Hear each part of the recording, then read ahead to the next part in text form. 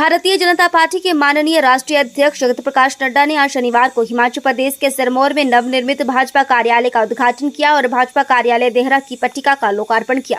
इस अवसर पर प्रदेश भाजपा अध्यक्ष राजीव बिंदल, नेता प्रतिपक्ष जयराम ठाकुर, प्रदेश प्रभारी श्रीकांत शर्मा, राष्ट्रीय उपाध्यक्ष शोदान सिंह, विधायक रीना कश्यप, सुरेश कश्यप, सुखराम चौधरी सहित पार्टी के कई वरिष्ठ नेता उपस्थित रहे। नड्डा ने कहा कि लोकसभा चुनाव परिणाम आने के बाद पहली बार हिमाचल प्रदेश और नाहन आए हैं।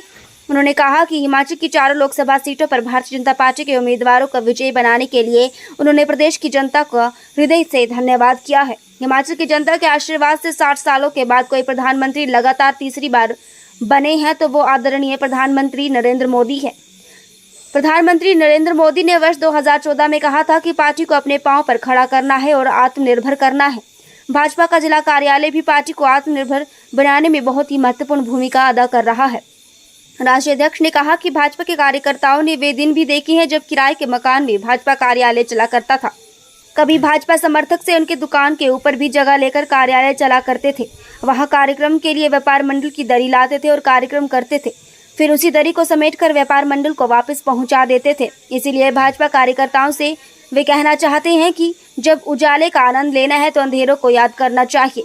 अगर बीते दिनों को याद रखोगे तो आज का दिन सुखमय होगा। नड्डा ने अपने युवा दिनों की याद करते हुए कहा कि जब वे पहली बार यहां आते थे तब हमारे मित्र और भाजपा कार्यकर्ता दुकानों से चंदा लेकर शिमला जाने के लिए बस का टिकट कटाकर मुझे देते थे। ऐसी परिस्थितियों से हम लोग आगे बढ़े हैं। उन्होंने कहा कि जब वे युवा थे तो लोग उनसे पूछते थे कि भाजपा क्या है, तो वो उनसे कहते थे कि भाजपा कार्यालय आ जाओ। लोग कहते थे कि कार्यालय आकर क्या होगा। जब वो कार्यालय आते थे तो पार्टी की पुस्तक और दीवारों पर टंगी फोटो देखते थे और फोटो को देखकर पूछते थे कि ये कौन है, वो कौन है। फिर उसके बारे में जब वे उन्हें बताते थे कि ये पंडित दीनदयाल उपाध्याय हैं, ये डॉक्टर श्याम प्रसाद मुखर्जी हैं जो धारा 370 हटाने के लिए शहीद हुए थे। कार्यालय में अपने मित्र को धीरे धीरे पार्टी के विचारधारा बताते थे। एक समय जो व्यक्ति अनजान बनकर कार्यालय आता था वो पार्टी का पक्का कार्यकर्ता बनकर निकलता था। राष्ट्रीय अध्यक्ष ने कहा कि आदरणीय प्रधानमंत्री नरेंद्र मोदी ने मूल मंत्र दिया है कि सबका साथ, सबका विकास, सबका विश्वास, सबका प्रयास, अर्थात हमसे कोई नहीं छूटे, सबको साथ लेकर चले और देश का विकास करे। इंडियन इंस्टीट्यूट ऑफ मैनेजमेंट आपके नाम में खुल रहा है। मेडिकल कॉलेज आ गया, आपके नाम में पहुंचा है। कभी सोचा था कि IIT मिलेगी हिमाचल को? कभी सोचा था कि all India institute of medical sciences मिलेगा? कभी सोचा था कि हमको PGI का सैटेलाइट सेंटर मिलेगा? कभी सोचा था कि ड्रग पार्क मिलेगा? कभी सोचा था कि मेडिकल डिवाइसेस पार्क मिलेगा? कभी सोचा था कि कैंसर केयर सेंटर मिलेगा? कभी सोचा था कि शिमला में कैंसर केयर सेंटर होगा? कभी सोचा था कि शिमला में सुपर स्पेशलिटी ब्लॉक कमियाना में बनेगी? मित्रों, ये सब काम मोदी जी ने पूरे 5 साल के अंदर, उसी पहले 5 साल में की नींव रखी और अगले 5 साल में पूरा करके दिया है हिमाचल को यह अवसर। और इसीलिए मैं आपको बताना चाहता हूं, अब ये चर्चा हो रही थी, हमारे जो मुख्यमंत्री हैं उनके दो वक्तव्य हैं। कालका से नीचे जाते हैं तो बोलते हैं देख बहुत बहुत धन्यवाद जी, आगे ये नहीं दो, आगे ये नहीं दो, ये नहीं दो। और कालका से ऊपर चढ़ते हैं, कुछ नहीं मिला जी, कुछ नहीं मिला, कुछ नहीं मिला। ये दो तरीके। चुनाव में गए अभी हरियाणा में, क्या बोला? सभी महिलाओं को हम 1500 रुपए दे रहे हैं, सभी महिलाओं को। आज हरियाणा में चुनाव वोटिंग कर रही, बोलो 1500 मिला है किसी को? मिला है? बोला 5 लाख रोजगार मिल गया क्या? गोबर खरीदा क्या? ये सारे वो छत्तीसगढ़ में मुख्यमंत्री थे, वो अपना नाम भूपेश बघेल, गोठान योजना, वहां गोबर का गोठान बोलते, वो योजना गोबर खरीदेंगे। ऐसा जनता को चूना लगाया जिसका कोई ठिकाना। यहां ये गोबर खरीदे, गुड़ गोबर कर दिया था। अब देखिए, आप बताइए, दूध ले रहे हैं? 100 रुपए लीटर बोला था ना, मिला? बच्चों को स्कॉलरशिप लगाएंगे, लगाया? करने की और है, दिखाने की और है। और मैं आपको बताना चाहता हूं, मैं पिछले साल सिरमौर आया था, बाढ़ के बाद जब वो शिलाई के पास, शिलाई के रास्ते में सिरमौर में कौन सा सिरमौर, वो सारा पहाड़ी आ गई थी और उसमें बहुत नुकसान हुआ। उस समय 3 बार मैं आया, एक बार सिरमौर आया, मंडी आया, मनाली, कुल्लू, वहां का त्रासदी देखी और फिर मंडी की त्रासदी, 3 बार मैं आया। प्रधानमंत्री मोदी जी ने जब जब मुझे भेजा, हमेशा उन्होंने आर्थिक रूप से मदद की और 1190 करोड़ रुपए हम लोगों ने दिए, 1190 करोड़। कभी शिबू जी के मुंह से निकला, कभी निकला? 93,000 प्रधानमंत्री आवास योजना में मकान बनाने के लिए दिए। मकान बने क्या? सब था, सब था, घोटाला। और देखते भी किसको है? अंधा बांटे रेवड़ी, बुड़बुड़ अपने को दे। इनको जो अपने दिखते हैं उन्हीं को देते हैं, बाकी किसी को नहीं देते। ये इस तरीके के लोग हैं। सड़क के लिए, ग्रामीण सड़क के लिए, उसके लिए पैसा अलग से दिया। ये सब कुछ देने के बावजूद भी जो हुआ वो आपको मालूम है। और इस बार मैं फिर बता रहा हूं कि प्रधानमंत्री मोदी जी ने इस साल 378 करोड़ रुपए भेज दिए हैं बाढ़ राहत के लिए, 378 करोड़ रुपए। कभी कुछ ही नहीं बताएंगे। और मैं बार बार बोलता हूं, कल भी मैंने बोला बिलासपुर में, आज आपके सामने ही बोलता हूं, ये कहते कुछ नहीं दिया, कुछ नहीं दिया। अरे हिमाचल सरकार एक दिन नहीं चल सकती, एक दिन नहीं चल सकती। अगर केंद्र मदद न करे तो एक दिन नहीं चल सकती। हम हर महीने 500 करोड़ रुपए रेवेन्यू डेफिसिट अकाउंट में डालते हैं, 500 करोड़ रुपए रेवेन्यू डेफिसिट अकाउंट में। और जब हम पैसा डालते हैं तब यहां के कर्मचारियों को तनख्वाह मिलती है। हम हर साल, हर महीने 900 करोड़ रुपए टैक्सेस का डालते हैं, 900 करोड़ रुपए। और जब हम डालते हैं तब जाकर के 10 तारीख को हमारे पेंशनर्स को पेंशन मिलती है। एक दिन नहीं चल सकता हिमाचल अगर केंद्र अपना पीठ दिखा दे। और मैं चाहूंगा कि हिमाचल की जनता को मालूम होना चाहिए मोदी जी ने क्या क्या आप लोगों के लिए किया। और अभी मैं आपको बताना चाहता हूं कि सेंट्रल रोड इंफ्रास्ट्रक्चर फंड में 5 नए रोडों को 293 करोड़ यानी 300 करोड़ रुपए की राजस्व दे करके 5 नए रोड सैंक्शन किए, 5 नए रोड सैंक्शन। उसी तरीके से स्पेशल असिस्टेंट जो कैपिटल एक्सपेंडिचर में दिया गया है वो 1,516 करोड़ रुपए दिया। रूरल दी और 3 करोड़ फिर से दी, ताकि कोई भी गरीब व्यक्ति कच्चे छत के नीचे नहीं सोए, उसको पक्का मकान मिले। ये बात आपको समझ। इसी 100 दिन के अंदर प्रधानमंत्री मोदी जी ने 17वीं किस्त प्रधानमंत्री किसान सम्मान निधि की रिलीज की और किसानों के खाते में अभी तक 3.40 लाख करोड़ रुपए जा चुका है। ये कांग्रेसी 57,000 करोड़ रुपए कर्जा माफ कर दिया, माफ कर दिया, माफ कर दिया, छुट्टी पर जाते थे। मोदी जी ने किसानों के लिए सतत हर दूसरे महीने पर, हर चौथे महीने पर 2,000 रुपए किसान के खाते में। और संख्या मालूम है 11 करोड़ 78 लाख। और कितना दे चुके हैं? 3.40 लाख करोड़ रुपए किसानों के खाते में। और इसी तरीके से यूनिफाइड पेंशन स्कीम वो लागू कर दी। ये ओल्ड और न्यू करते रहे, न न्यू ली न ओल्ड रखी। हम यूनिफाइड पेंशन स्कीम को लेकर के आ गए। आज आपको जानकर खुशी होगी, आप यहां बैठे हुए लोग किसी भी जाति के हो, किसी भी धर्म के हो, किसी भी मजहब के हो और किसी भी आमदनी के हो, गरीब हो या अमीर हो, मोदी जी ने इसी अक्टूबर महीने से 70 साल से ऊपर के हर बहन, हर बुजुर्ग को 5 लाख रुपए का सालाना हेल्थ कवर किया है। 5 लाख। बोलो बदलता भारत है कि नहीं है? गरीबों को लाभ पहुंचाया कि नहीं पहुंचाया? और यहाँ ये सुप्पू सरकार है जो जयराम जी ने हिमकेयर चलाया था, वो हिमकेयर भी बंद करने का काम पकड़ा। मित्रों, उसी तरीके से एमएसपी ने इजाफा किया है। इसी 100 दिन के अंदर 15 वंदे भारत ट्रेन चल पड़ी है, 15 वंदे भारत ट्रेन। 8 नए नेशनल हाईवे स्पीड रोड्स इसकी मंजूरी मिली है। 8 नए रेलवे लाइनों की मंजूरी दी है और 12 इंडस्ट्रियल स्मार्ट सिटी की भी मंजूरी इसी 100 दिन के अंदर दी है। और प्रधानमंत्री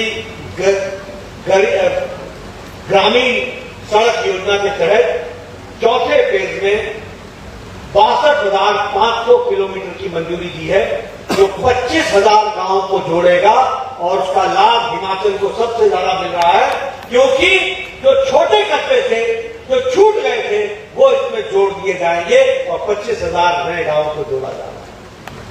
जयराम जी के टाइम पर लगभग 2,000 किलोमीटर की ग्रामीण सड़क बनी और उस विकास को आगे बढ़ाया।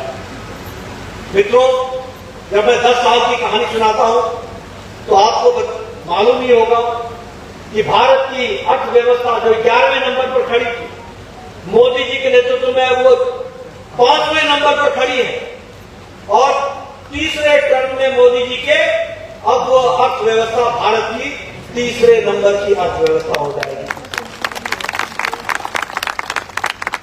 सभी देश की अर्थनीतियां चरमरा रही है, दरसरा रही है, लेकिन भारत की अर्थनीति, आईएमएफ भी बोलता है, अगर कोई चमकता हुआ सितारा और आशा की किरण है तो वो भारत है। India is the only bright spot. Modi बोलते हैं कि ग्रोथ रेट सबका कम हो गया है, लेकिन भारत ने अपने आप को मेंटेन रखा है, 6.8% पर है। हमारा विकास दर 6.8% पर है। मोदी बोलते ही ये 7 पर चला जाएगा। अमेरिका 2.6 पर खड़ा है, जर्मनी 0.2 पर खड़ा है, फ्रांस 0.4 पर खड़ा है। ये इनकी स्थितियां हैं। जर्मनी 0.2, फ्रांस 0.7, कनाडा 1.2, भारत 6.8 पर खड़ा है विकास की इस गति के साथ। मित्रों, हम जिस तरीके से देखें, स्टील में हम आज दूसरे नंबर का मैन्युफैक्चरर हो गए। हम ऑटोमोबाइल मार्केट में जापान को पछाड़ करके हम तीसरे नंबर के ऑटोमोबाइल मार्केट है, तीसरे नंबर की। ये जो भाई बहन है कांग्रेस पार्टी में, शाही परिवार के, ये बेरोजगारी, महंगाई, मैं पूछता हूं, अगर ऑटोमोबाइल मार्केट भारत की तीसरे नंबर की होती है तो मार्केट में मोटरसाइकिल और गाड़ियां वही खरीदने जाता है जिसके जेब में पैसा होता है। ये इकोनॉमी का खूब होता है, इसको समझ लेना चाहिए। लेकिन को समझाए कौन? आप खुद बेरोजगार हो गए तो आपको बेरोजगारी की बात होती है। मित्रों, उसी तरीके से केमिकल एक्सपोर्ट में हमारा एक्सपोर्ट 106% बढ़ा। हमारा फार्मा 90,000 करोड़ रुपए का एक्सपोर्ट हुआ और हम दुनिया की डिस्पेंसरी बन गए हैं। सबसे सस्ती और सबसे असरदार दवा आज भारत बना रहा है, और भारत बना रहा है इसलिए HIV एड्स में कई देशों में उसको रोकने में सफलता मिली है, तो इसलिए क्योंकि सस्ती दवा भारत वहां पहुंचा सकता है। ये बदलता भारत है। हाईवे 55,000 किलोमीटर बने हैं। आप बताइए, आपके यहाँ हाईवे का काम चल रहा है कि नहीं चल रहा है? रोडवेज का काम चल रहा है कि नहीं चल रहा है? ग्रामीण सड़कों का काम चल रहा है कि नहीं चल रहा है? अभी गांव किसान की बात हुई। मैं यहां कहूंगा, यहां बहुत से लोग बैठे, पुराने लोग, जरा उनसे पूछिए, आपके पंचायत में विकास के लिए एक साल में 2.5 लाख से 3 लाख आता है। आज आपकी पंचायत के विकास के लिए 2.5 करोड़ से लेकर 5 करोड़ तक आ रहा है। ये मोदी जी का आशीर्वाद है। ये आशीर्वाद मिलेगा। प्रधानमंत्री गरीब कल्याण अन्न योजना में 80 करोड़ लोगों को 5 किलो गेहूं या 5 किलो चावल दिया जा रहा है, और हिमाचल प्रदेश में 28 लाख लोगों को यह सुविधा पहुंचाई गई। आयुष्मान भारत में 4.4 लाख 70,000 परिवारों को यह फैसिलिटी दी जा रही है, और उसी तरीके से हिमकेयर में 5.3 दिया था। अब जयराम जी की सरकार रही नहीं, आप दोबारा लाओगे तो फिर उसके बाद देखेंगे, क्योंकि उन्होंने तो कर दिया बंद, छुट्टी, बैक गियर डाल दिया, रिवर्स गियर डाल दिया। तो ये सारी चीजें सोचने की बात है। और एक मैं निवेदन आपको करना चाहता हूं, कोई बोलता है मैं 200 यूनिट बिजली फ्री करूंगा। मोदी जी ने कहा है प्रधानमंत्री सूर्य हर घर मुफ्त बिजली योजना, हर घर के ऊपर सरकार के आर्थिक मदद के कारण सोलर पैनल लगेगा और अपने घर की मुफ्त बिजली करो, बच जाए बिजली तो ग्रिड में डाल देना, पैसा कमा लेना, ये भी उसमें व्यवस्था की जाए। इस तरीके से विकास को जोड़ने का प्रयास किया। मित्रों, हम जब कम्युनिटी की बात करते हैं या हम दलित भाइयों की ओबीसी की बात करते हैं, ओबीसी का कमीशन मोदी जी ने बैठाया, उसको संवैधानिक स्टेटस मोदी जी ने दिया। ये जितने भी है, प्रधानमंत्री गरीब कल्याण अन्न योजना, प्रधानमंत्री किसान सम्मान निधि, प्रधानमंत्री ग्रामीण सड़क योजना, जितनी भी योजनाएं हैं 30% से ज्यादा इसका लाभ हमारे SC ST भाइयों को मिल रहा है। इसको हमको ध्यान में रखना चाहिए, उनसे जुड़ा हुआ। और इसीलिए, लेकिन ये वैचारिक पार्टी, और जब हम वैचारिक पार्टी बोलते हैं तो याद रखना, ये कांग्रेस पार्टी है जो आजादी की लड़ाई के लिए आई थी। गांधी ने कहा था कि आजादी की लड़ाई के बाद कांग्रेस पार्टी को डिस्बैंड कर दो, अब इसकी आवश्यकता नहीं है। लेकिन सत्ता की लोलुपता में आप कांग्रेस पार्टी चलाते रहे और आपकी यात्रा left to right, right to left. और आजकल राहुल गांधी अर्बन नक्सल की भाषा से लेकर के देश को तोड़ने वाले लोगों की भाषा बोलने लग गए हैं। कोई वैचारिक प्रतिष्ठान नहीं है। लेकिन अगर हम लोगों ने 1952 में जनसंघ में कहा एक देश में 2 निशान, 2 विधान, 2 प्रधान नहीं रहेंगे, श्यामा प्रसाद मुखर्जी ने 1953 में अपनी आहुति दे दी, बलिदान दे दिया। 1953 हम लड़ते रहे, कभी एकता यात्रा निकाली, कभी जनादेश यात्रा निकाली, कभी लाल चौक गए। प्रधानमंत्री मोदी जी, जोशी जी के नेतृत्व में हम एकता यात्रा में लाल चौक पर जाकर हमने तिरंगा फहराया था। 1992 की 26 जनवरी को जम्मू में आकर के मोदी जी ने कहा था कि वो दिन दूर नहीं है जब हम लाल किले पर भी तिरंगा फहराया है और अब हम धारा 370 को समाप्त करेंगे। 52 में कहा और 2019 के 6 अगस्त को मोदी जी की इच्छा शक्ति ने धारा 370 को धारा कराई कर दिया।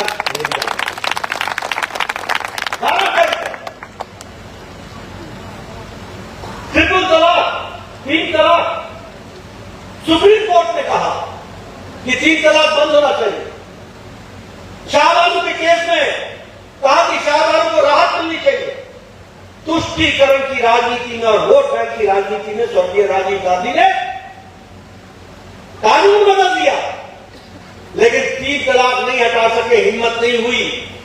सुप्रीम कोर्ट के आदेश को भी लागू नहीं कर सके। प्रधानमंत्री मोदी जी थे जिन्होंने कहा कि हमारी मुस्लिम बहनों को 3 तलाक से आजादी दिलानी है और 3 तलाक समाप्त कर दिया और मुस्लिम बहनों को आजाद कर दिया। ये हमने देखा।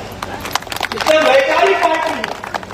और आपको मैं बता दूं, आपके ध्यान में, आपकी भी जानकारी में नहीं होगा, 3 तलाक पाकिस्तान में नहीं है, बांग्लादेश में नहीं है, अफगानिस्तान में नहीं है, सीरिया में नहीं है, ईरान में नहीं है, इंडोनेशिया में नहीं है। ये सब मुस्लिम देश हैं, यहां 3 तलाक नहीं है।